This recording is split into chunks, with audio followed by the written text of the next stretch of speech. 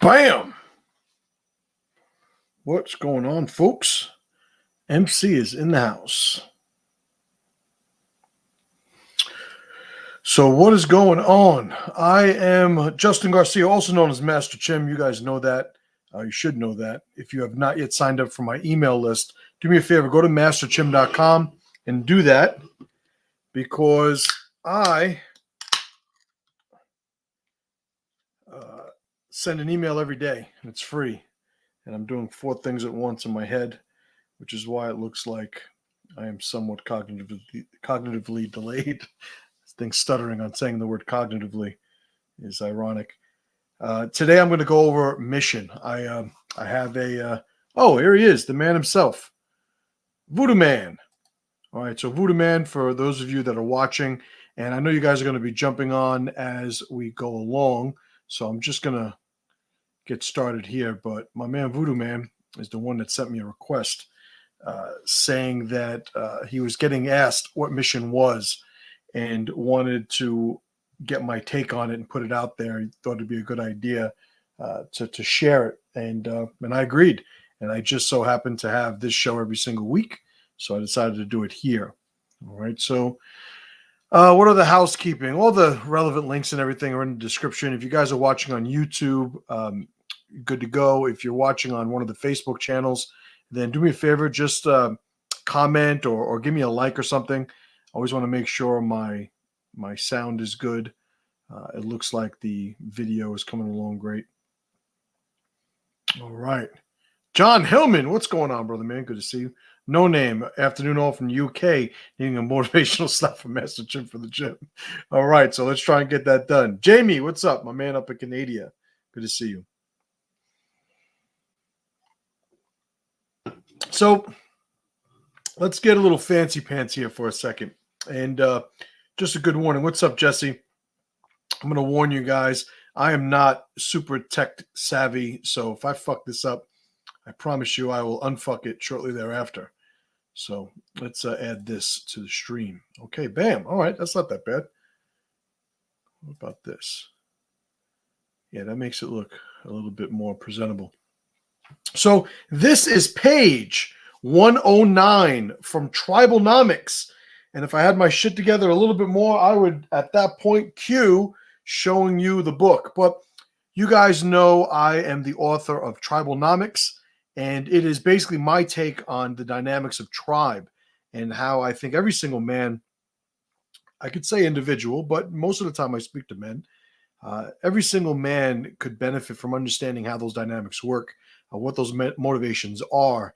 And if I had to say, what's a great take on the value of understanding these dynamics, it's so you don't have to fill shit in with emotion. See, when a man doesn't have formulas with which to sort of design and regulate even his life, he winds up putting emotion into the mix, like duct tape, right? So emotion is the duct tape of a man's life. And he's trying to sort of, if he doesn't know where he is aiming the trajectory of his efforts, he winds up defaulting to, well, what feels best? What feels better? And that's the beginning of him trying to make sense of what it is that he's doing. And we don't want to be limited to that, like right or wrong. We could put that on the shelf for a second. It really comes down to, like, are you getting shit done? Are you consistently in a position where you feel like you are on track, right? We'll be talking a little bit about what that even means today. But we don't want to rely on emotion. So understanding these formulas is a good thing. Cherrytown Vibe, what's going on, brother? Sean Gillen, what's up, my man? Good to see you. Good to see you. So this is page 109 in TRIBALNOMICS. It's probably protected by copyright, but it's my copyright, right? So I could do that. I tried for the life of me to make this bigger, but it didn't happen. So I'll just read this. So if you're watching this on your phone, take my word for it. Mission is a snapshot of the state and sum total of all rituals of an identity at any single beat in time. Okay? Now, the snapshot of the state and sum total of all rituals, I will also use the term trajectory to represent that. Okay, so a snapshot, which means it's a literal snapshot in time. If we are recording your life via video, I'm talking about one frame in said video. That is the snapshot, right? So a snapshot of the state. Now, what is this state? The state is the condition that it is in compared to its ideal, you could say, right? So if we say, oh, it was a sorry state of affairs, it's really, the context of that, of using that phrase, is that there is this idea of what a perfect state of affairs would be, and this is nowhere near that. Hence the use of the phrase a sorry state of affairs, right? But the state of something in this context, that's how I'm intending to use it. So a snapshot of the state, and so in addition to the sum total of all rituals. So meaning everything that you are doing at once, what the effect of that is, all right?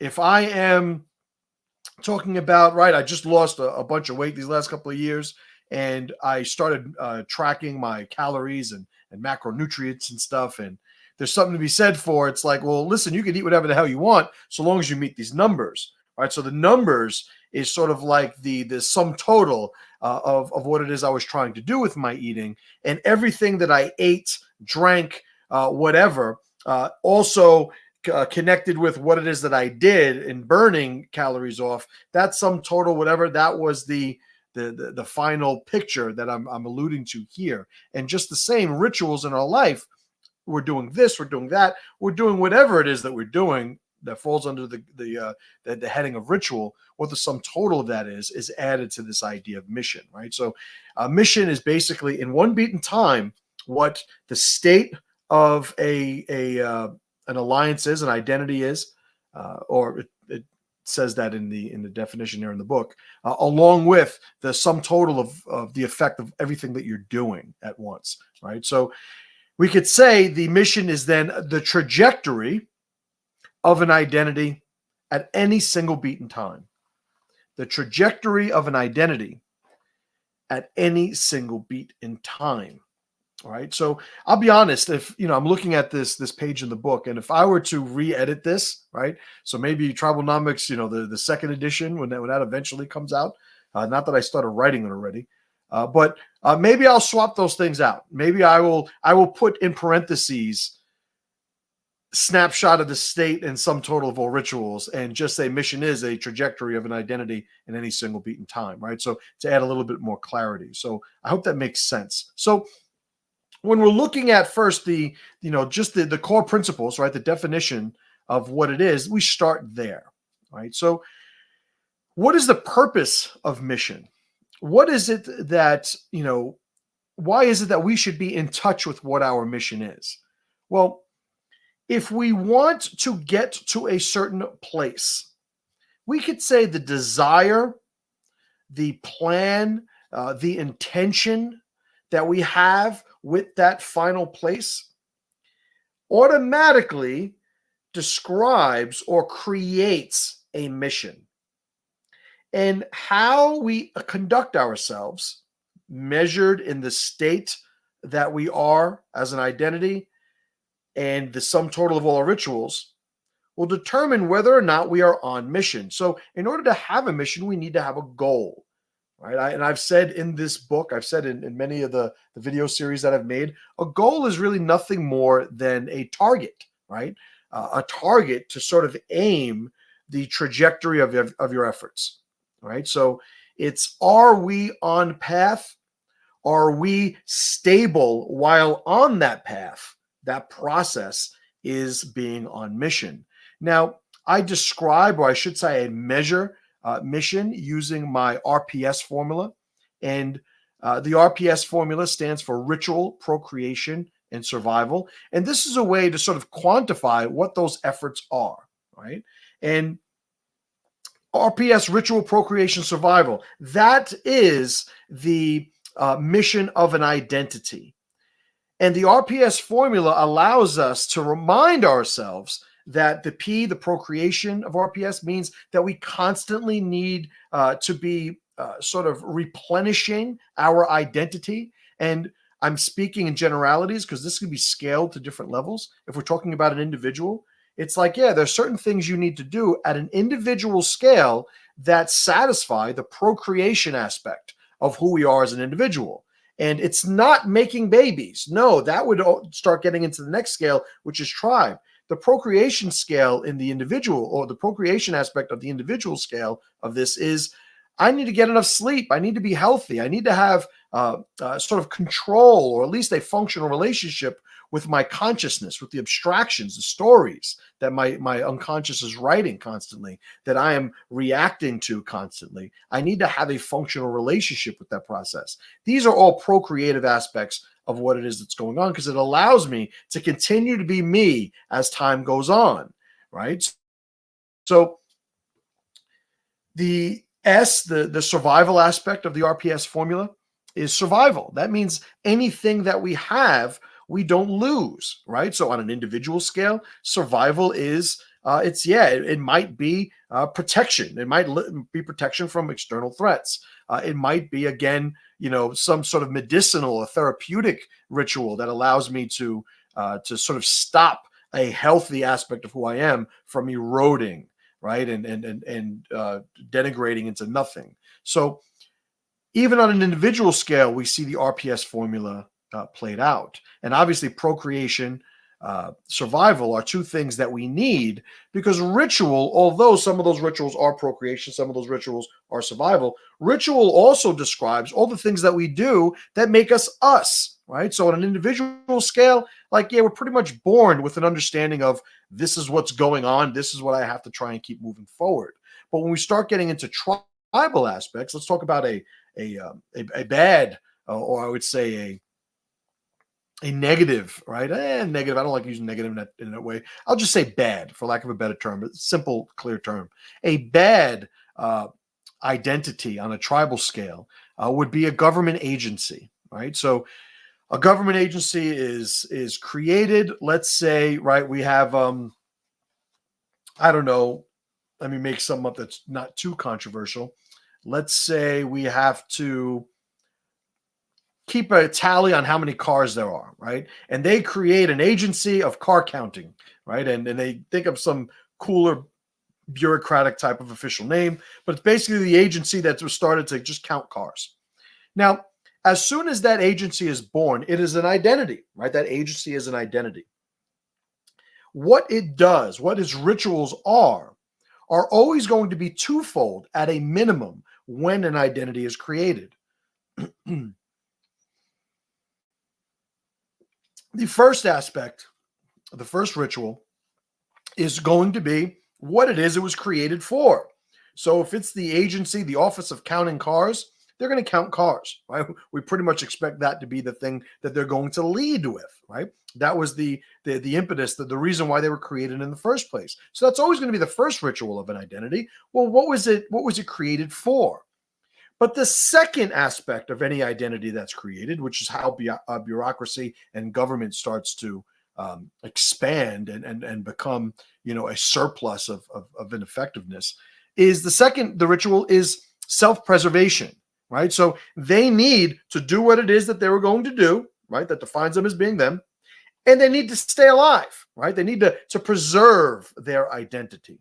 And those two things is any single identity that there is, right? And you could see, going back down to the individual scale, it's like, yeah, we do we read books, we play games, we do this, we do that, but we also make sure we sleep, we make sure we eat, we go to the bathroom. There's certain things that we have to do where those two things are concerned, right? So the identity-driven rituals, and then we have the self-preservation rituals, and then we have the procreation rituals, and then the survival rituals, right? And that RPS formula describes how we begin to quantify. It's a framework of how we begin to quantify what mission is, right? So what is going on? Yarn Saxa, Corey, Dr. Claw. Dr. Claw, we'll get to that in a second. Dr. Claw. Inspect the gadget reference. Very nice. What's up, Will? What's up, Aaron? Jay Crusser, what's going on, brother? So I hope that begins to describe exactly what I define those core principles as being, right? So let me get a little fancy pants. Bam. There we go.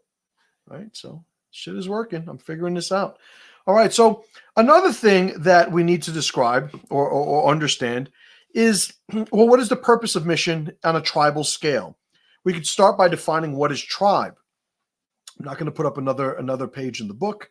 That requires way too much button pressing, and I'll wind up screwing it up. So I will be able to describe it, because this is what I talk about on a regular basis, an almost daily basis, right? So tribe is an identity that is based on alliance of many identities, right? So it's an identity that has many different identities within it that are in an alliance that addresses legacy, right? So legacy is what allows us to exist as an identity beyond the life of the individual, right? So we understand this in plain terms. When somebody says legacy, I think when most people think about what legacy is, they're pretty much on target. It's not an elaborate, misused term for the most part. So we understand what legacy is.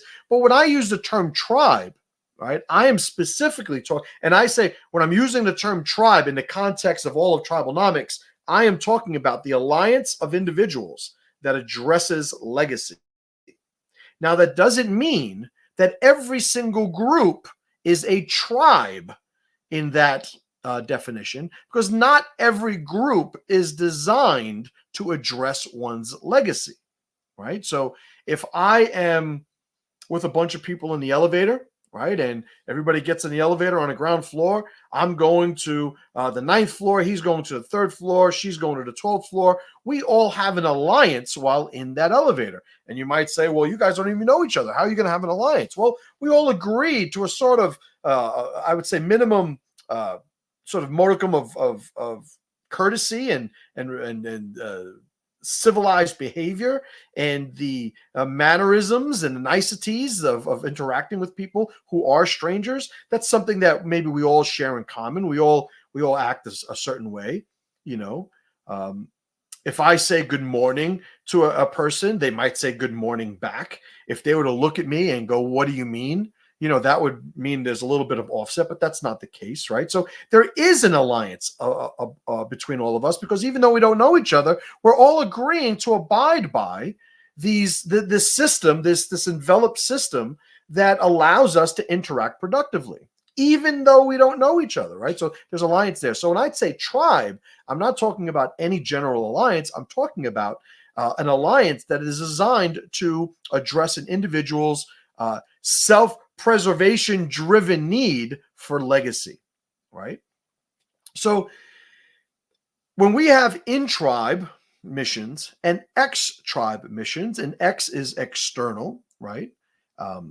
Out-tribe is, I made a decision early on to just say in-tribe and ex-tribe, in-tribe and out-tribe. I just didn't like the way it sounded. So everybody says, in the beginning, ex-tribe, does that mean former tribe? And it's like, that's the one thing, but hey, I run with ex-tribe, so I'm going to run with it. If I ever change it, I'll let you guys know. But internal and external to tribe means there is an understanding of where that tribal wall is. Now, what's the big thing, the easy thing to determine why there's a wall in the first place? It's resources, right? It's resources. Well, what do you mean by resources? Well, remember I said earlier on, we were talking about mission. One of the things is the state of the identity. Are we on mission? Well, what is the state of the identity? Well, one of the things that we use to manage the state of our identity is the collection of resources and how it's allocated within the tribal walls, right? So if we have somebody who's outside the tribe, the first distinguishing characteristic of that person as opposed to somebody who's in tribe is that person doesn't have access to the benefits and resources of tribe the way an in-tribe member does, right? So I hope that makes sense. Now, if we're going to pursue mission, internal to a tribe, now remember, a tribe is a collection of individuals. We have to understand, right? Every single, let me see if I can get a little fancy pants here again. I hope this works. If this doesn't work, just do me a favor and tell me it's not working. All right. So I want the opposite of that.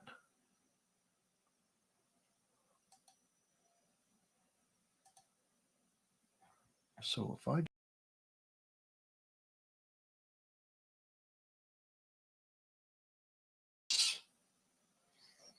this shit don't work. Huh. All right, that's doable. All right, so if I'm talking about the individuals that are making up a tribe, right, we could say that all of those individuals are in this tribal wall, right? I could see how this light is going to get in the way, but what are you going to do? So in this tribal wall, there are many individuals, right? There are many individuals in this tribal wall. Now, it's not to say that every single individual here is as committed, loyal, or overlapped to this group as everybody else because they're all in a wall. No, what puts them in the wall is what gives them access to resources. But on an individual level, right? And this is almost, I'm making the metaphor of a wall and individuals inside of it. But to get a little more abstract, every individual has an identity, and every group of individuals has a group identity. And that's where I get into the identity of the individual, right? And then the identity of the group.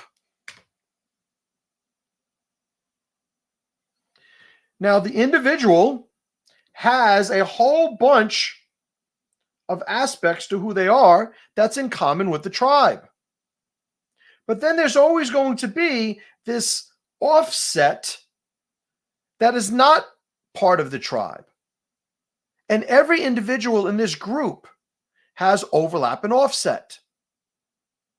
So this offset of an individual is the unique individual components of who they are. It actually strengthens the tribe, not to be confused with diversity, but this offset strengthens the tribe because it allows for movement. It allows for experience. It allows for maturity, right? And understanding, learning. It allows for open-mindedness, right? Which eventually connects to alliances and such. So this offset is not something that should be eliminated because what happens if, and this is only an abstract, this is not something that could happen in reality, but if we have a tribal identity and an individual identity that is completely overlapped with that, we wind up not having individuals anymore. We have copies. We have robots.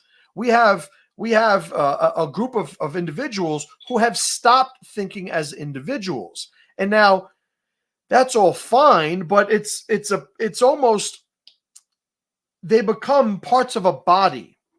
And these parts of a body, when they're completely overlapped, need to be controlled by a brain. And that's what leadership is. When we talk about some of the pitfalls of the current, trajectory of society, well, it's like, everybody's going to be together, right? But then it begs the question, well, who's going to be at the top, right? If we're all the same, who's going to be at the top? Because that's what winds up happening when everybody is convinced to be completely overlapped, right? So getting back to the mission, well, if I'm a group, right, a tribe, and I'm trying to develop a pursuit of what that goal is, well, we have to understand that the more we are in touch with what that goal is, the more in line the trajectory of our efforts will be.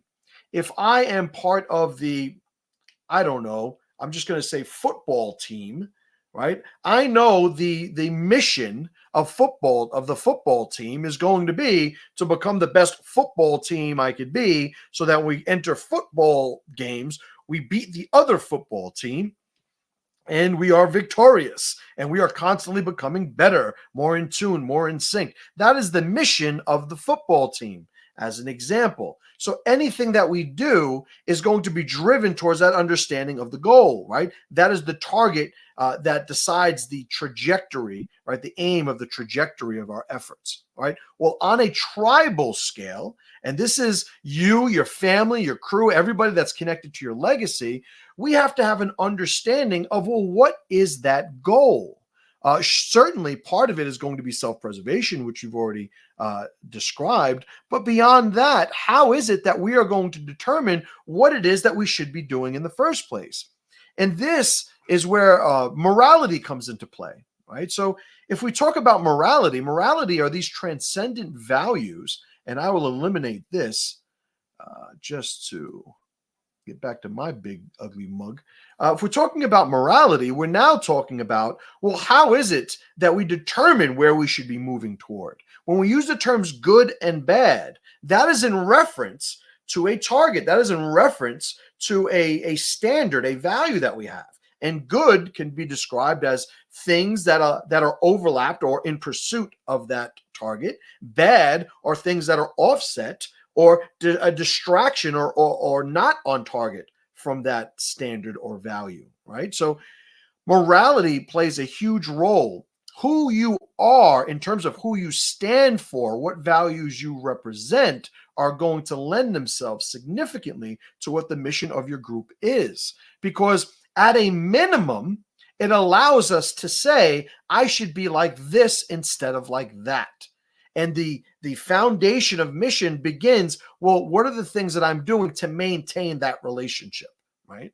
So if somebody is in tribe, that pursuit is very much overlapped and parallel and congruent with the values of the tribe as stated. We are together for a reason. We all share a certain amount of values. You start to see why, and I'll use the example before I get to like society. I use the example of the martial arts schools, right? One of the things that you'll still see out there in the marketing of martial arts schools is, we're like a family. We're like a family. And I've always taken issue with that because it's like, you're not like a family.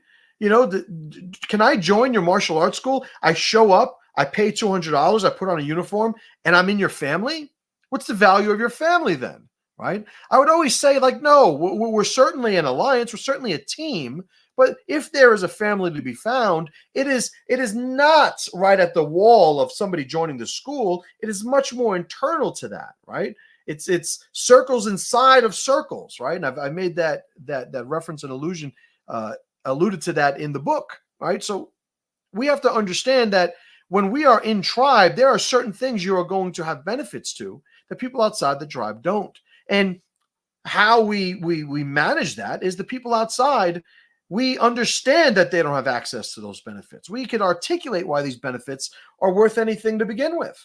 All right. If you're in a I'll use a martial arts school. If you're in a martial arts school and you're not learning martial arts, if you're in a martial arts school and you are not becoming better as an individual, any sort of target or value you assign to joining a martial arts school, if it's not happening, then there's really no benefit for you being in that alliance, right? There's no benefit to you being there because I'm getting the same thing as if I wasn't here, right? So if there is no access to benefits, that not committing, because that's the whole thing. It's like, oh, well, as long as it's not hurting you, what's the big deal? Well, the thing is, I'm investing my own individual resources, my money, my time, right? Much more valuable into this alliance. And if I'm not getting that return, then why am I here? And that is the relationship of an individual with a tribe, right? So the tribe needs to understand that because that overlap and offset is constantly changing with an individual, they want to be able to keep everybody on mission so as to maximize, understanding it's never going to be complete. But because every individual has their own experiences, there are going to be distractions or forces pulling them away from the overlap of the tribe every single beat of their lives. So we give them a target, we give them a way to participate through rituals in the tribe, in being in the tribe, and that allows them to maintain that overlap. and we make sure there is a benefit for them doing that. That is how you maintain that level of compliance, right? So if you don't have the benefits, why should they be there? And you can't say, oh, it doesn't hurt them. Well, sure, it costs them resources, right? It might cost them money, might cost them time, might cost them energy. You know, it might be something that they might not even be aware of, but they're like, hey, I don't like being here, you know, and there's something to be said for that, right? So let me address just a couple of these things before we move on here. All right. Dr. Claw writes, hey, MC, good afternoon. Would you consider mission to be synonymous with the term the manosphere has been used lately, purpose, or something more in depth? Well, it is synonymous. All these things are synonymous. I would say all these things are synonyms in a way that each has a significant amount of overlap with a little bit of offset, right? So one of the things that, like in jiu-jitsu, martial arts in general, but jiu-jitsu, the predominant time, you'll see are people who are doing things that other people have done, right? And that's pretty much what jiu-jitsu is, right? We've developed or discovered, evolved these different techniques. We use them, but every once in a while you get somebody who doesn't want to do the thing that's already done, only because they want to do something different. I'm going to create a new technique just for the sake of creating a new technique, right? And my response to those guys who are motivated only as the sort of anti-value, which I've spoken about in other ways. Well, we don't want to be a shadow of somebody else, right? Well, if they're all doing that, I'm going to do this. Well, they're still deciding what you do because they just do the opposite of what they want you to do, and then you follow suit by doing the opposite. We don't want to do that. So what I tell people to sort of almost console them in their ability to do these things is, well, if you're doing this technique that the other guy did, he's never done it as you, right? So you are doing something new because you're doing it as you, because there's always going to be a little overlap and offset, right? And I hope that makes sense. So what I mean in terms of these synonymous terms is there's going to be a significant amount of similarity, overlap in mission, and I'll just use purpose, right? Mission and purpose. But there's a reason we say mission and there's a reason we say purpose, right? If they were the same word, they literally be the same word. So the fact that we're using two different words means there's going to be a little bit of offset. So I would say, for all intents and purposes, if you're going to use in place of my mission purpose, it absolutely works. But I would say you'd have to acknowledge that it starts leading the conversation in a specific direction, right? Of other things that purpose is usually connected to in terms of, what type of terminology and frameworks and even goals we have for those conversations. When do I use mission? When do I use, purpose? So there's a significant amount of overlap. Now, I will say that if any of you guys have seen on the Warrior Project, my power program, Mission Mastery, there is one of the videos in Mission Mastery that's called the Bumpy Road. And one of the points I make in the Bumpy Road is that when you are starting out on a mission, you don't have all the information that you will be accumulating as you go forward. And we need to retain the ability to alter our trajectory based on new information that we receive, right? So I use the example, and I might have even used this in the power program, of the 7-year-old who wanted to be a fireman, right? So the 7-year-old wanted to be a fireman. Then you see him at 20, and he's a fireman. And most people would say, oh, man, that's great. He's wanted to be a fireman since he was 7-year-old. Whereas I'm looking at it and going, damn, this guy figured everything out at 7? It's like from 7 to 20, you didn't see anything else? You didn't learn about anything else? Like, I'm fascinated that somebody would not be basically connected to new information that allows him or even, motivates him to change the course of his life. So that is something that we need to consider when we're designing a relationship with mission. Like, as you go on, you're going to learn new stuff, and you have to be able to adjust accordingly. The only thing that I say is not acceptable, right? If you are going to be moral according to my TRIBALNOMICS standard, which is strength, pressure, climbing the ladder, right? Emboldening and strengthening the wall of the individual, right? The self. The only time you're not going to deviate off of your path, off of the mission, is when you are only doing so to avoid pressure, right? Because there are going to be times where, let's say somebody gets a great job offer, right? And I'm going to make shit up here. 20-year-old ain't got nothing going on, gets an offer to be a garbage man. Make a shit ton of money, dealing with garbage all day, but solid work, good work, gets this opportunity. And he takes it, begins training. And as he starts training, he gets somebody that he knew years ago, contacts him for a job, making almost twice the money that he would enjoy twice as much, with less time being worked. It is a better opportunity. There's more overlap.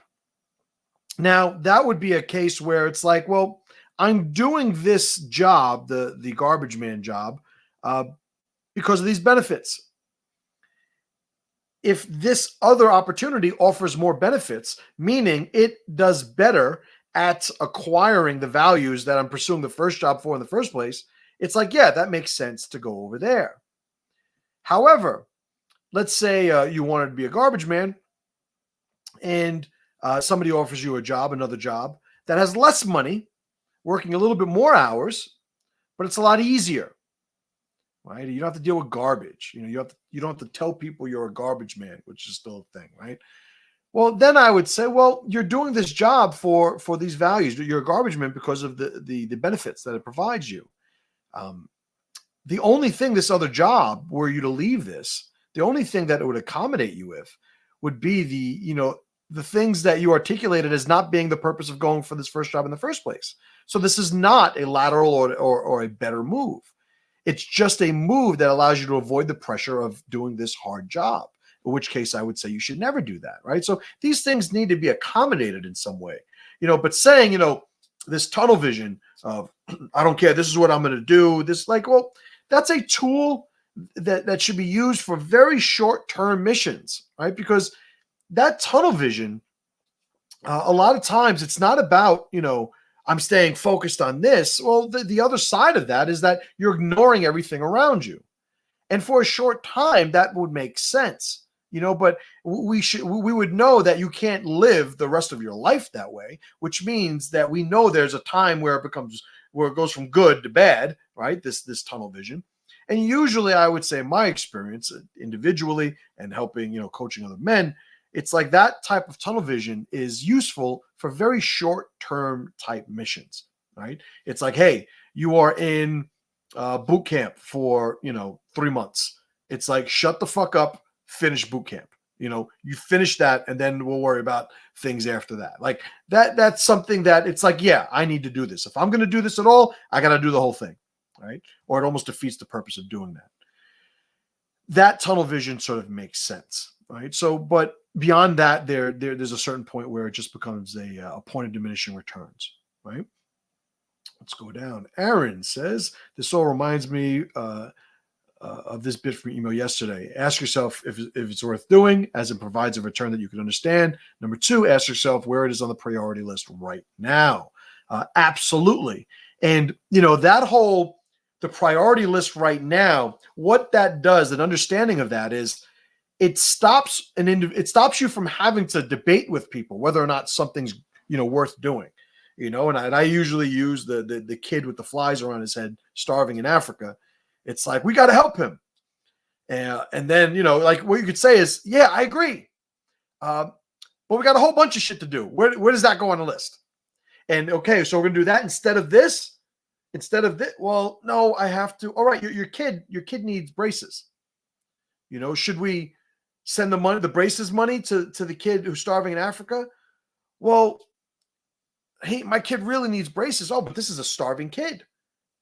All right, you're right. We should give it to the starving kid. All right, that starving kid has about, 50 other kids that are in the same situation. So, all right, we already gave him the braces money. Let's give him, what other money do you have that we can give him? Oh, well, let's give him the rent money.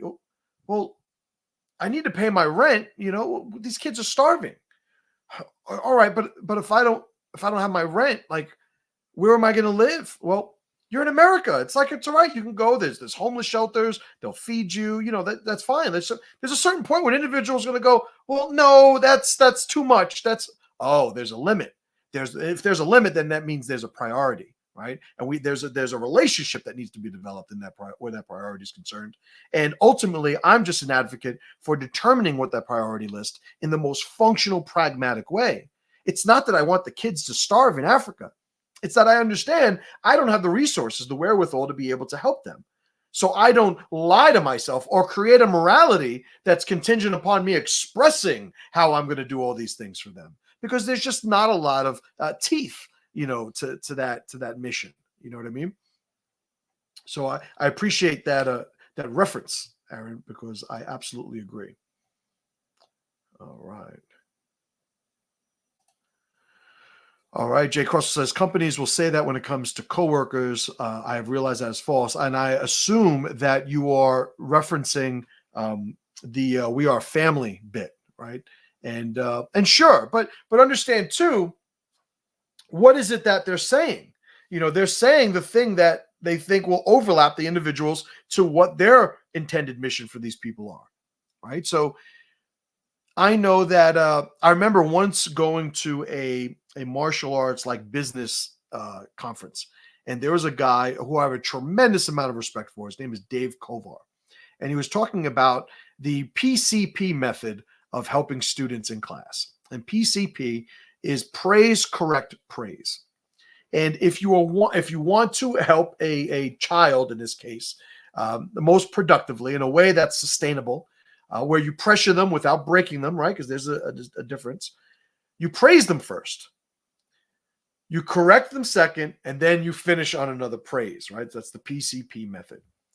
Well, in that strategy, we understand that, truth doesn't always work, right? It's like, okay, I have to land this helicopter on that ship. Okay, it landed over there, but can the ship stand the weight of the helicopter? It kind of makes sense. We have to know it could withstand the weight of the helicopter before we put the helicopter on top of it. The fact that we really need that helicopter to be on that ship, like really, that needs to be put on a shelf for a second while we do some math and figure some shit out. Well, similarly, when we're dealing with individuals, let's say from the company's perspective, and again, this isn't right or wrong. This is just the dynamics of this. These are the things that are under everybody's control that they're making use of to determine how do we best pursue our mission. What would you have a company tell them? Of course, they're going to say we're like family.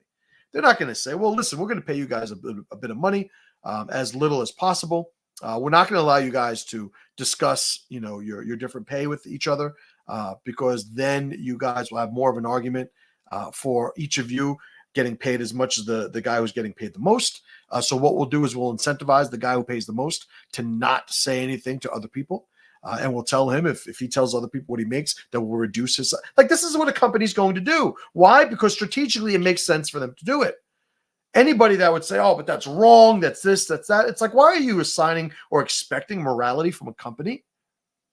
And then you say, well, the company's filled with individuals, and individuals should have the ability. It's like, as soon as they work for a company that does that, they've already said they don't give a fuck about any of those things.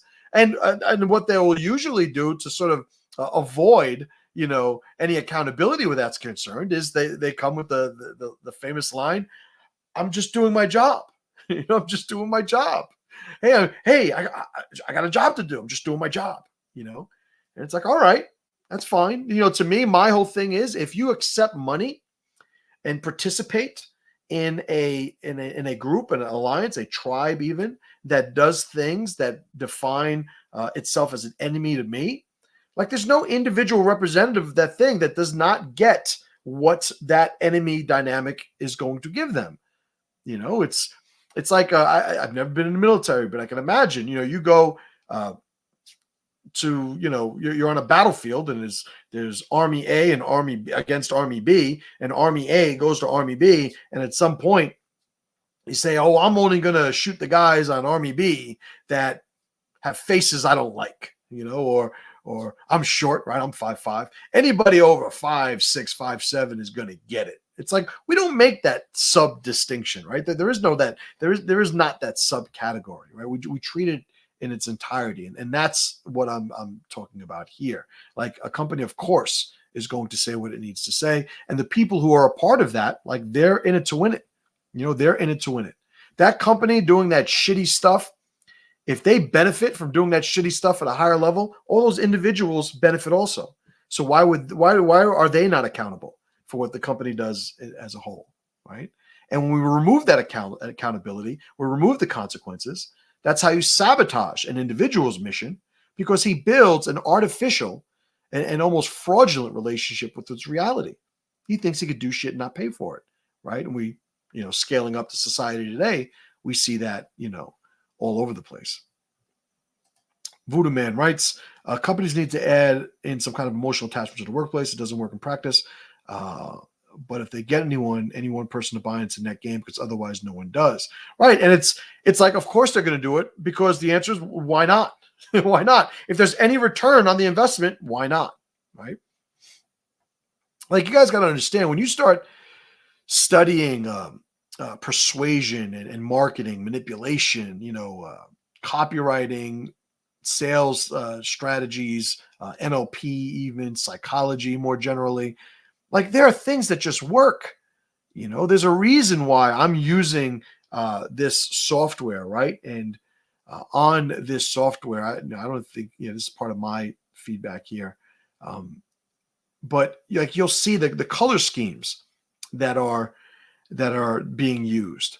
The color schemes, it's like, what is red, what is blue, what is green, what are the psychological, effects of these colors on individuals' interactions with the things that are those colors. Like, these things are all tracked and they're designed accordingly, right? I have a mastermind group of business owners, small business owners. And I recall at some point in the past, like, sending them all these sheets with creating a match between the color schemes they're using in the marketing and what the subliminal or subconscious effects those colors are having on the prospects that they're trying to market to. Like, all of these things are there. They're buttons to be pressed, and I think if anybody is naive about the existence of these buttons, it's like, well, you got to take a look at all the things you like.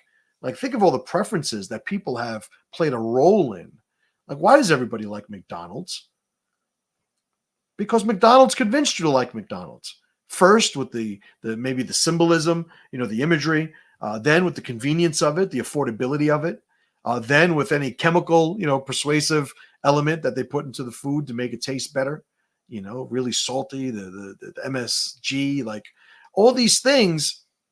It's like they've developed in you a preference that overlaps with their mission.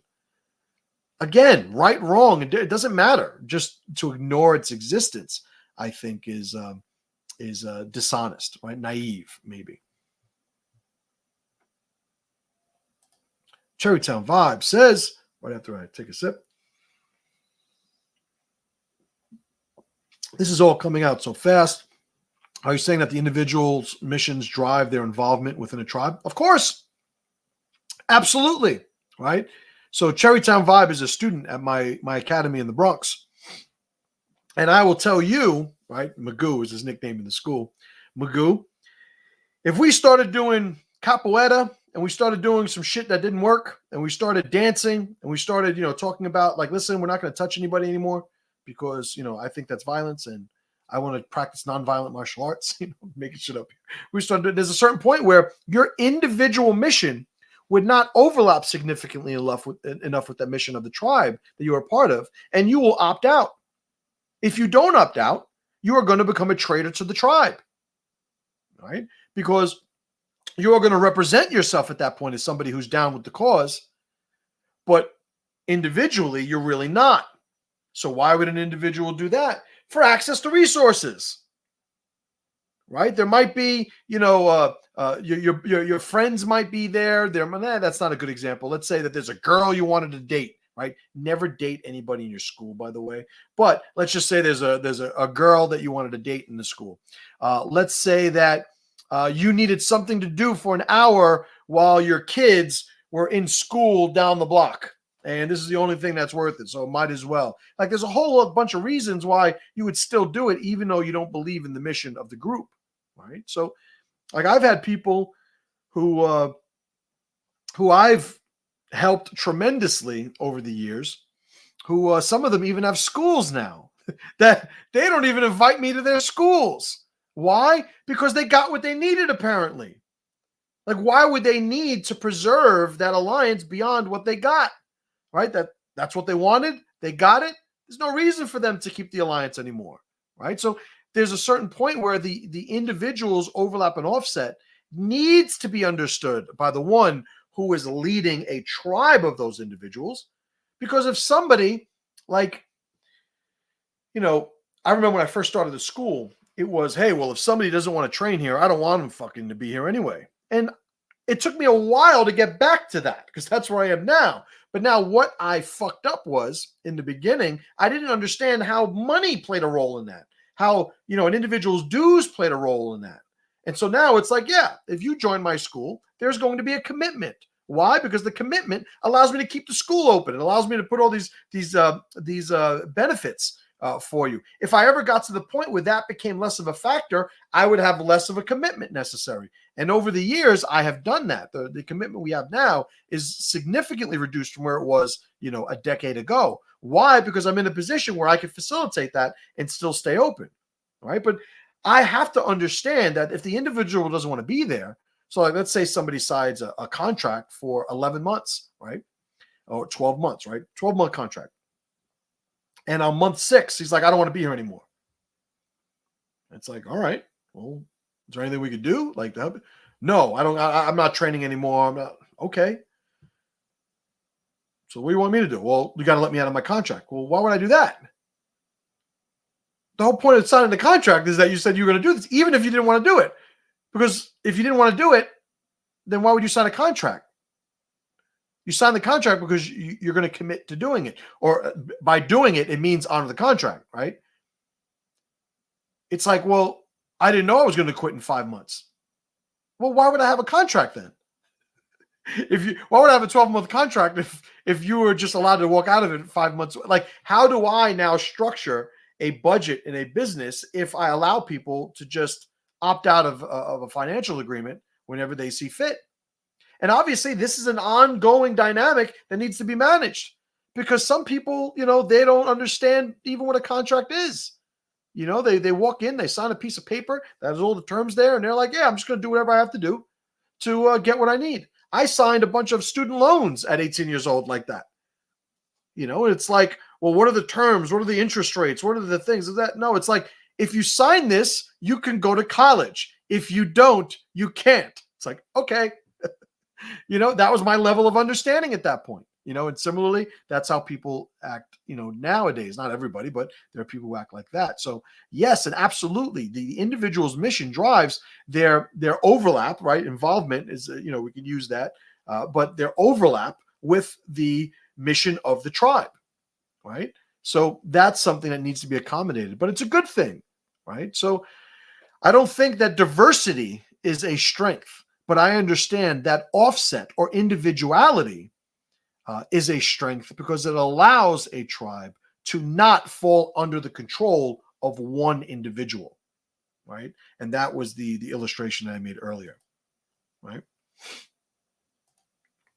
Jamie says the Vikings didn't ask who worshipped Woden when they invaded England. Absolutely. It's like, who the fuck cares?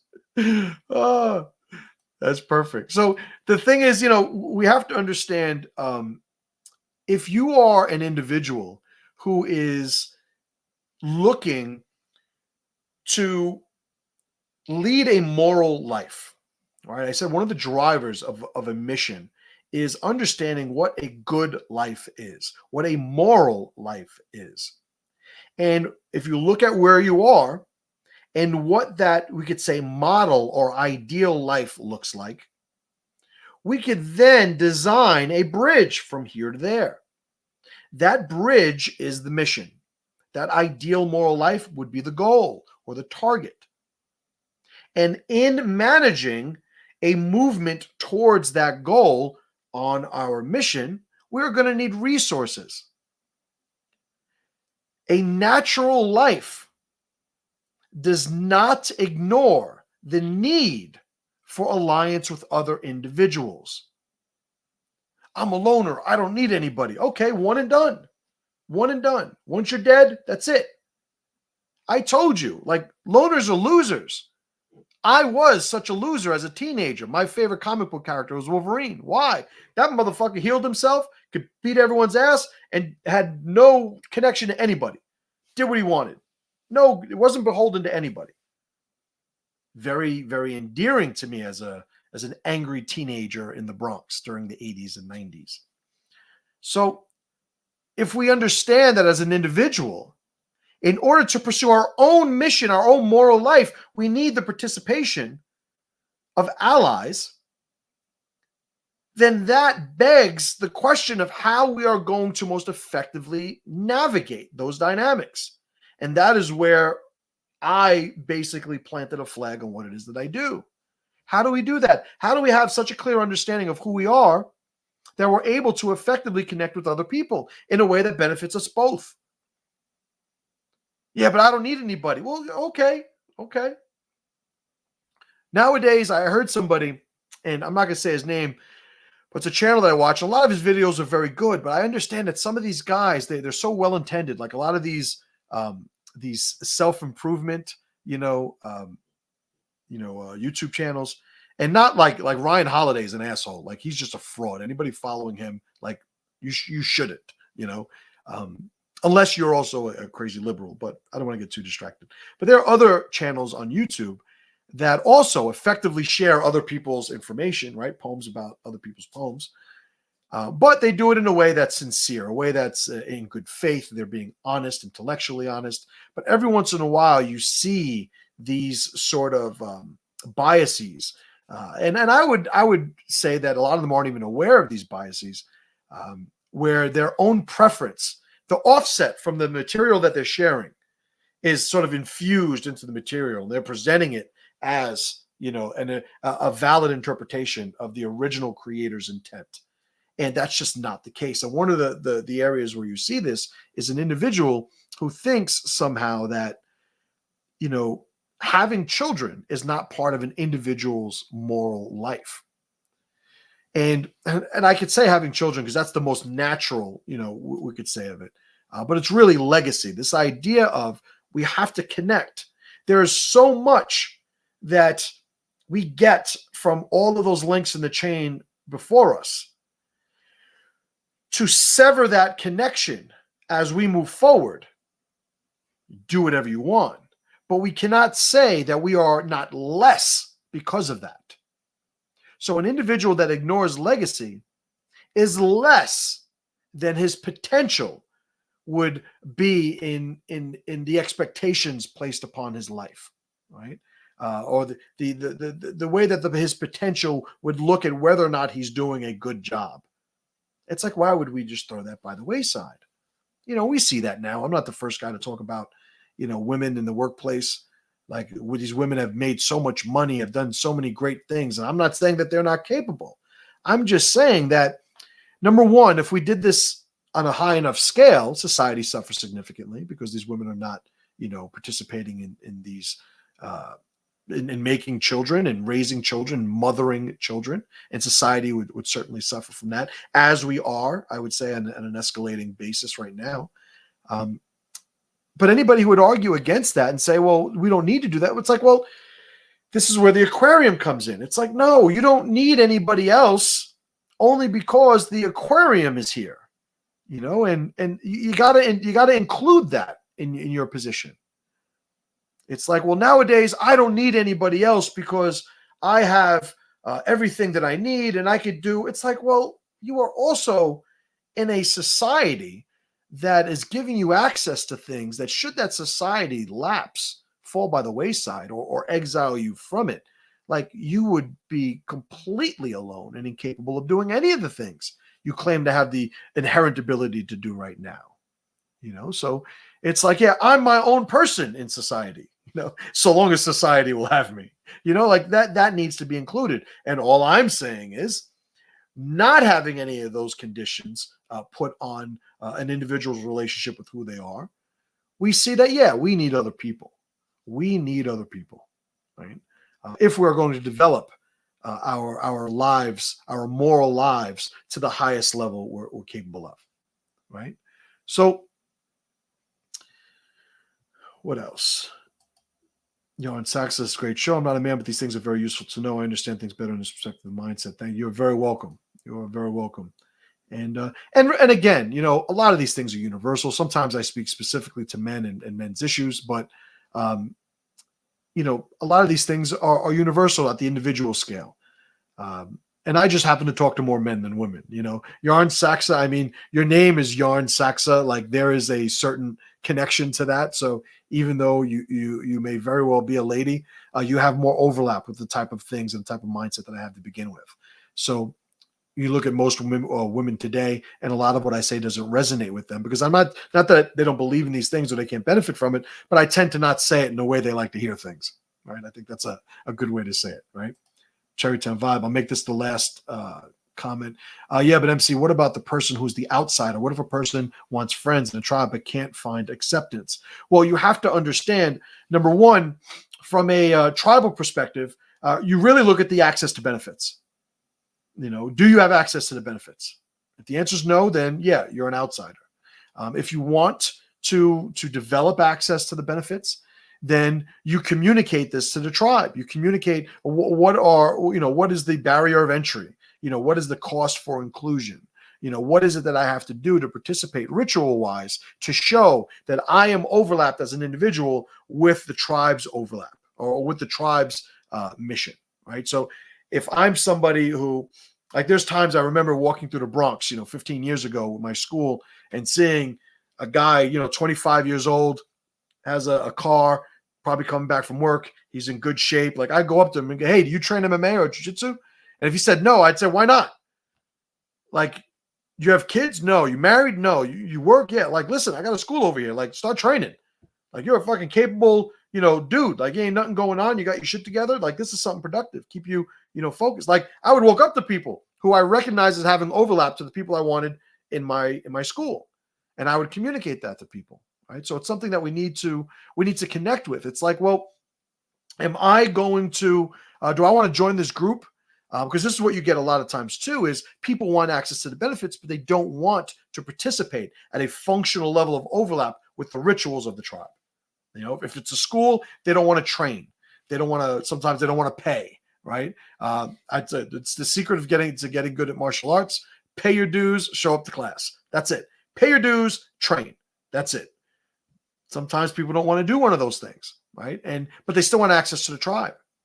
Some people join the Jungle Gym, the name of my academy, because they want to buy a shirt that says MMA and jiu-jitsu, and they want to walk around and, act like they're tough in their commercial gym when they're lifting weights. I train jiu-jitsu. It's like motherfucker. But we know, and this is the circles within circles that I alluded to earlier in the talk, we know who those people are.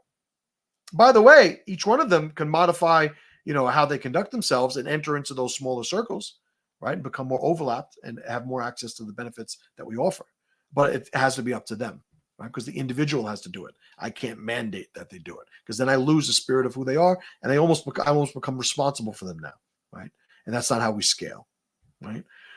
All right, guys. Awesome talk. I appreciate you guys participating. I'll be here next week. Remember, masterchim.com. If you're not getting my emails, you are fucking up. So I'm sending one out every single day.